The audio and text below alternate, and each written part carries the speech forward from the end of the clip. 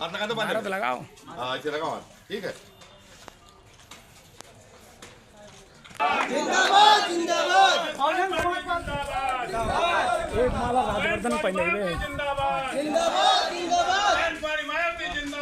जिंदाबाद जिंदाबाद बाबा साहब अमर रहे। बैठना कहीं का बैठना के हाँ हाँ जी। नीला झंडा आदि निशान बीएसपी की क्या पहचान नीला झंडा आदि निशान कुमार मायावती जी जिंदाबाद जिंदाबाद कांग्रेस समाज पार्टी जिंदाबाद जिंदाबाद कांग्रेस समाज पार्टी जिंदाबाद जिंदाबाद बीएसपी की क्या पहचान नीला झंडा आदि निशान बीएसपी की क्या पहचान। आओ कोटेदार।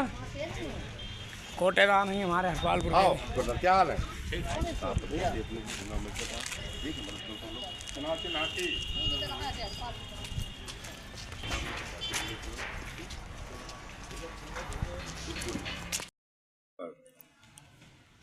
यहाँ के पूर्व प्रधान जी भगवत राय जी द्वारा आप सबके आज मुलाकात वैसे तो रोजे हम लोग मिलते रहते हैं, उनको हरिपालपुर से लेके आए हैं लोग, लेकिन आज हम लोग जो है कुछ मांगने के लिए निकले हैं।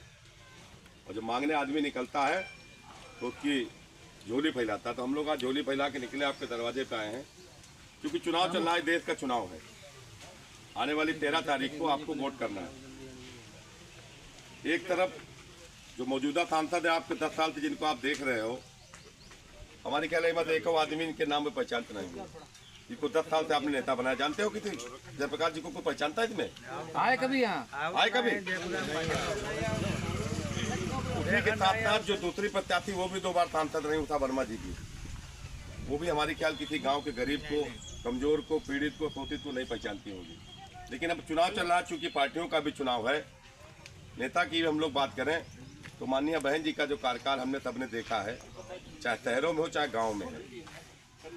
गाँव में भी जो उनकी बनाई हुई थी सड़कें हैं, आज भी जो अम्बेडकर गाँव लगे हुए थे, हम लोगों का विकास हम लोगों ने देखा उन गाँव का, वो सड़कें आज भी चल रही हैं। लेकिन इस सरकार में तो अगर रोड आज बनाई जा रही, कल खोद नाली पाइपलाइन डाले दे रहे हैं। कहने का मतलब चूंकि अब चुनाव बिल्कुल सर पे है और आपको किसी न किसी को वोट करना ही है। आपने मन तो आइए दादा, एक तरफ वो लोग हैं जो आपके दरवाजे पे वोट मांगने के लिए भी नहीं चल के आ रहे हैं, और एक तरफ हमारे प्रत्याशी जो बेचारे गांव गांव, घर घर, गली गली बहन जी की नीतियां भी पहुंचा रहे हैं और आपसे वोट की झोली फैलाकर वोट भी मांग रहे हैं।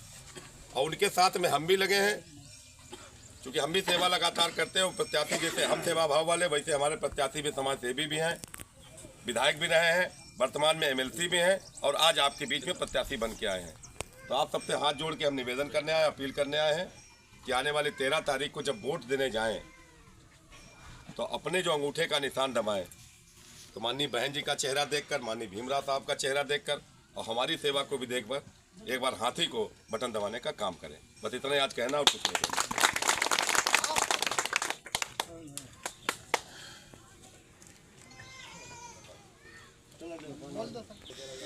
नदी जी आप बोलो कुछ और का।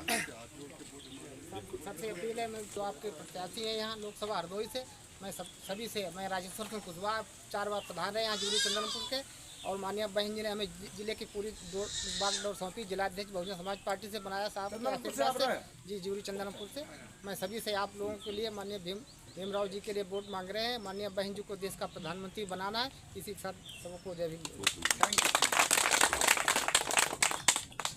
में बहुत अच्छे हैं, भगवत साहब हमारा बहुत अच्छे हैं।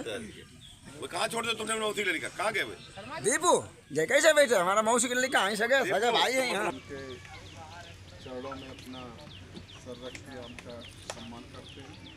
और आज प्रत्याशी के तौर पे हम लोग आपके बीच में आए, और ख़ास तौर से जो ये आज का चुनाव है, हमारे ख्याल से जो भी गांव के लोग हैं, गली के लोग हैं, गरीब कमजोर सर्व समाज के जो लोग हैं, तो देश में लोकतंत्र में चुनाव के समय जो राजनीतिक पार्टियां हैं या जो चुनाव लड़ने वाले लोग, वो पहले से इस तरह का माहौल बनाते हैं कि जनता के बीच में जाके उन्हें जवाब न देना पड़े, जनता के बीच में जनता समझ ना जाए कि हमें किन मुद्दों पर वोट करना है। तो पहले से अपना तो जो एक पार्टी उसने तो कह दिया 400 पार। अब आप अगर टीवी खोले तो फिर आप कहेंगे काहे को वोट मांग रहे हैं। हम लोग कभी कभी सोचते हैं कि जब 400 पार ही हो गई तो चुनाव क्यों हो रहा है। और जनता के बीच में जब जाते हैं, और भी लोग आते होंगे, हम भी जाके जब देख रहे हैं, तो जनता के हालात अलग हैं। टीवी में देखो तो हालात अलग हैं, और टीवी के बाहर निकल के हालात अलग है। टीवी आप खोलो तो आपको सब चमाचम मिलेगा, बाहर आओ तो चेहरे आपको मुरझाए हुए हैं। ये हालत है। 50 साल कांग्रेस का हो गया, अब 10 साल इनका भी हो गया। अब कोई ये नहीं कह सकता कि पहले वाले की सरकार कैसी थी। पहले वाले ने क्या किया उसका सामने है, इन वालों ने क्या किया इनका सामने है।